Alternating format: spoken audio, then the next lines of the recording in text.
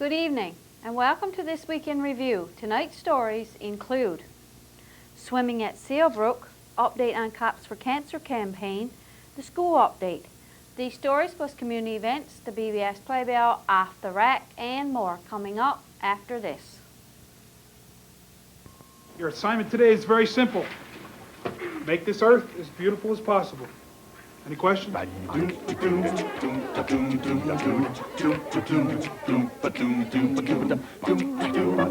anyone know where Lisa is? Yeah, I do.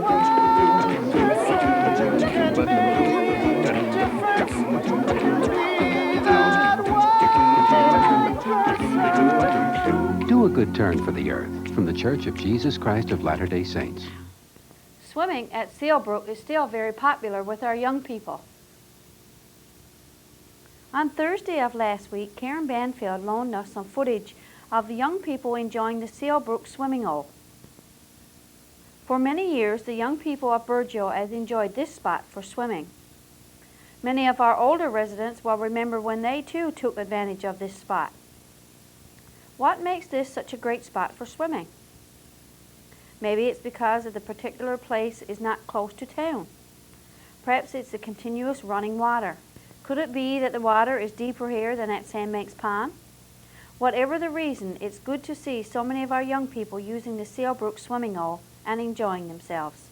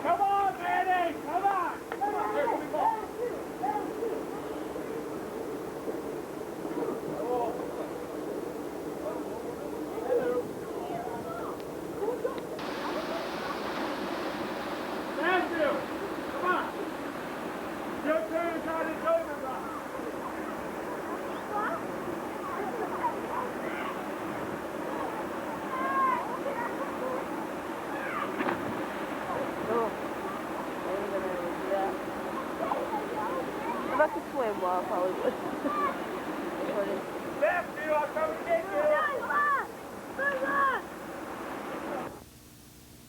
On Friday of this week, Ron Caldwell dropped by our studio to give us an update on the Cops for Cancer campaign. Today in our studio we have with us Ron Caldwell, and he's here to talk about Cops for Cancer. And welcome back again, Ron. Thank you. And I understand it was a very successful event. We had a great year again.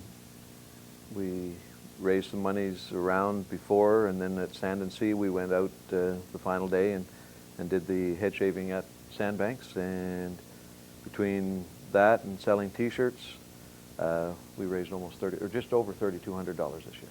So now at the park, I understand that it was a little bit different this year. We had someone step forward and did some fundraising right there on the spot. Yes, Glenda Ricketts come out to offer her assistance, and I said, or she said she was willing to get her head shaved, and I thought, well, this is perfect. So we made an announcement that there was a volunteer, who it was, and that we needed at least $500 for her to shave her head that afternoon, and in about 20 minutes we had over $650 raised. Just amazing. Yeah. And this year too, I noticed that there was quite a few people participated.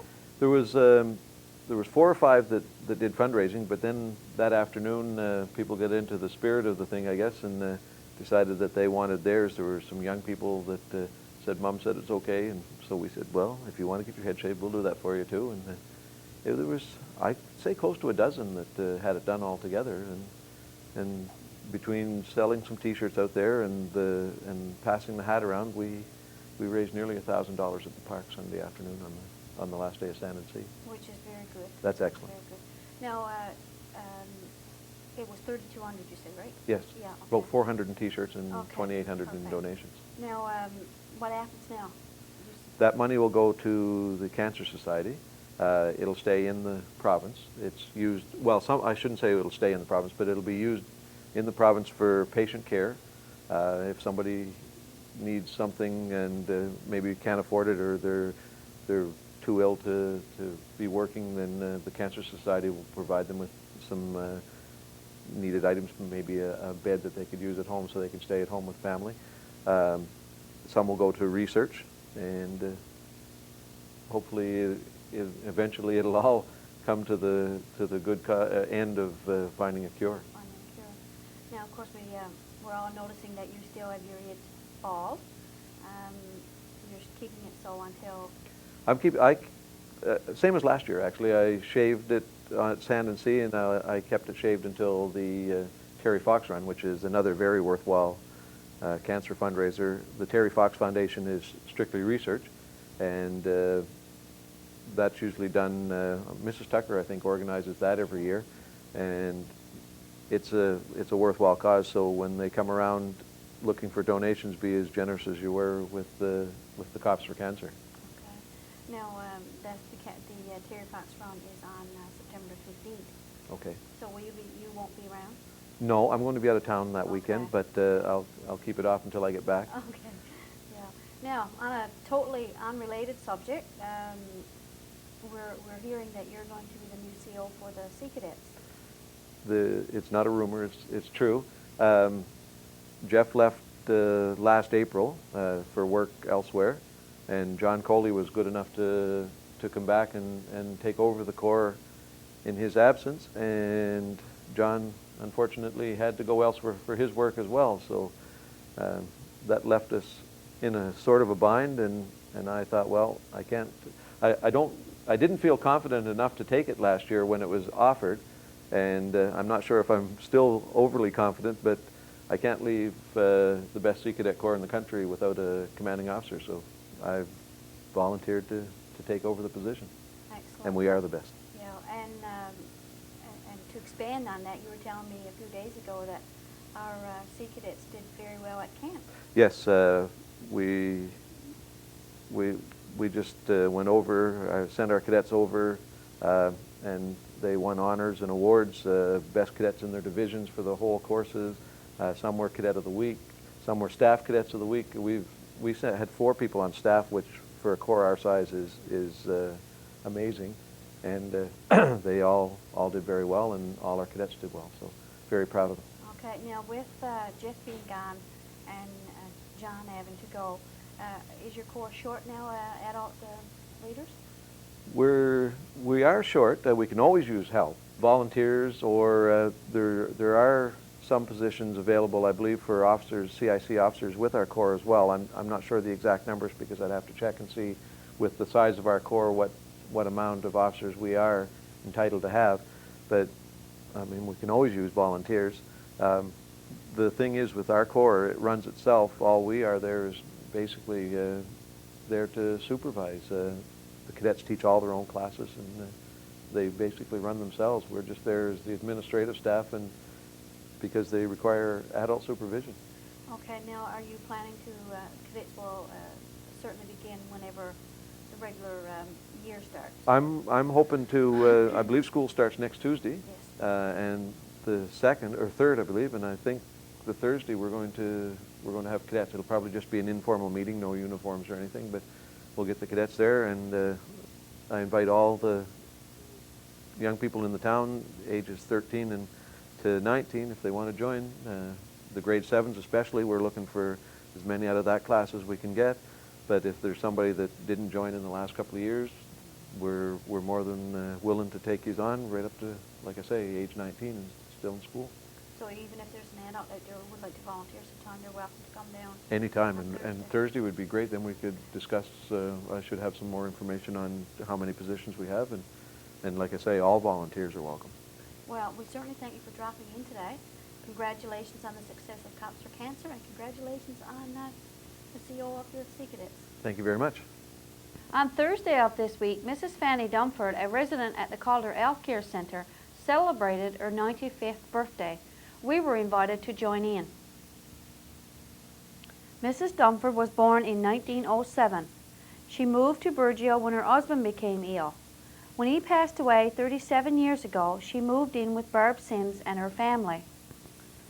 Mrs. Durnford looked after the late Charles Blagden when his mother passed away when he was very young.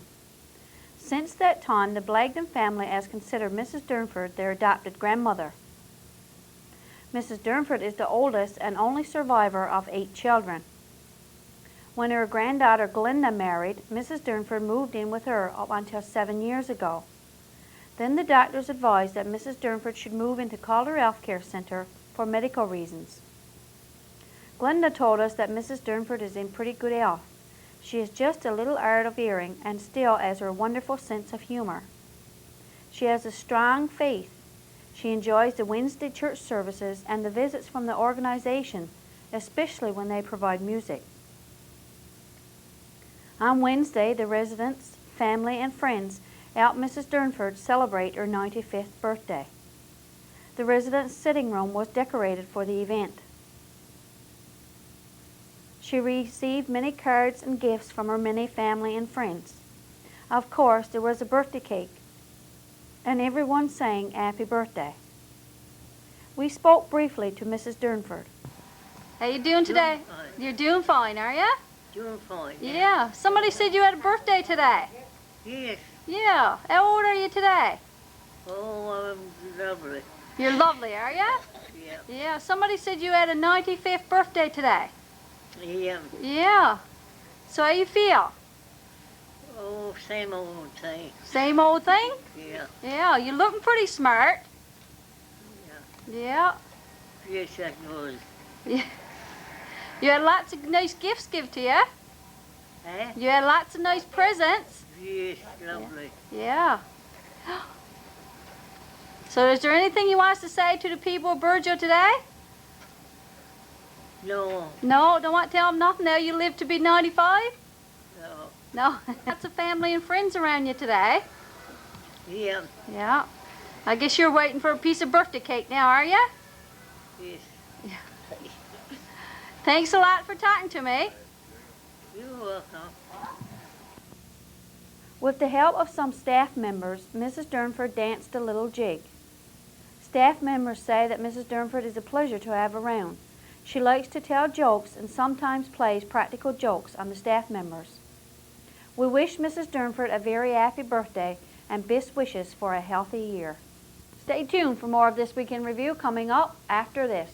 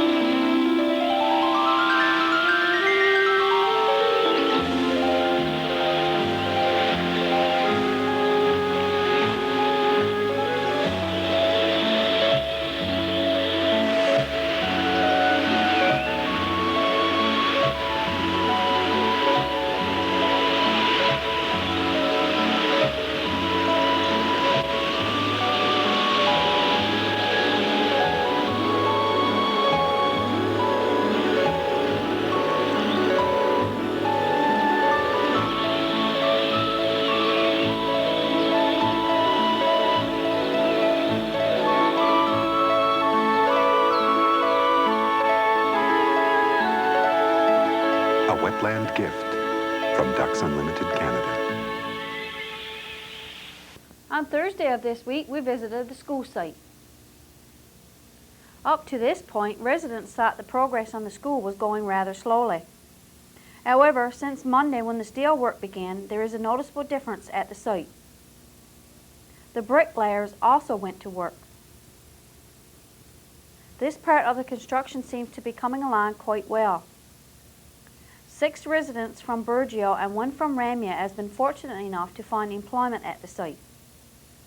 If work on the school continues at this rate, students may very well be in the building on the tentative opening date of September 2003.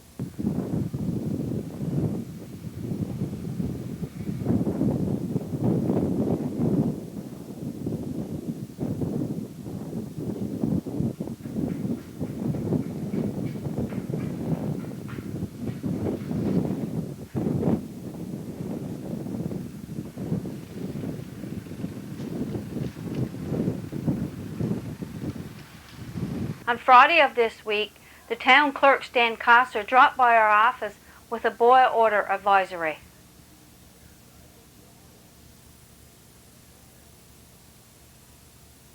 The municipality of Burgeo is advising its residents and businesses, effective immediately, to boil their drinking water.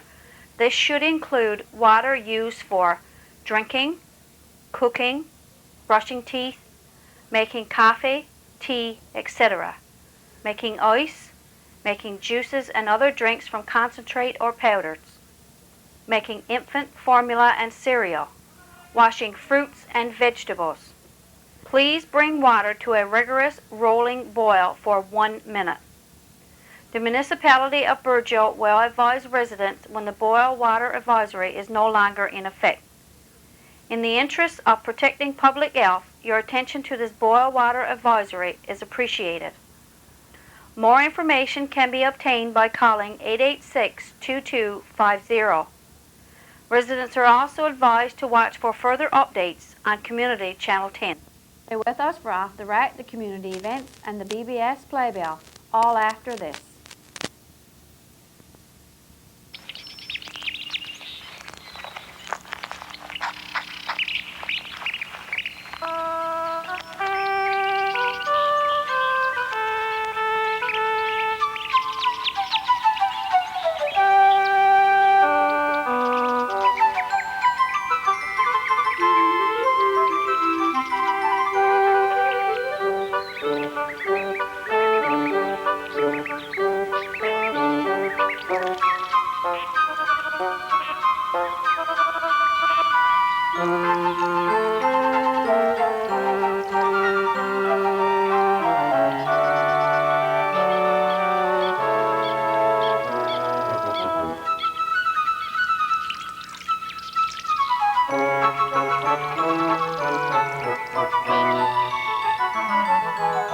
A wetland gift from Ducks Unlimited Canada.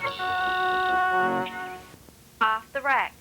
This week as we scanned our tape rack, we came across a tape of the removal of the Sea Freeze machine shop. Let's look back to September the 1st, 1996.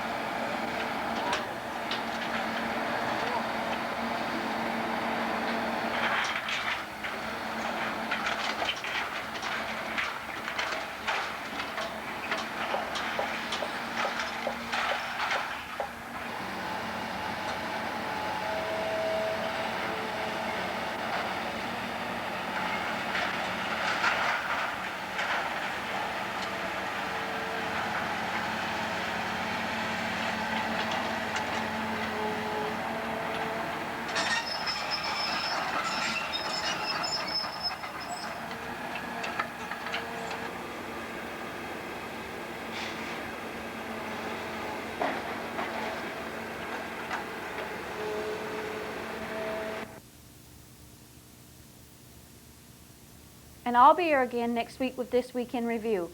Please stay tuned now for entertainment from the Sand and Sea Festival with music by FT&T. For This Week in Review, I'm Marie Rose. Good night and God bless.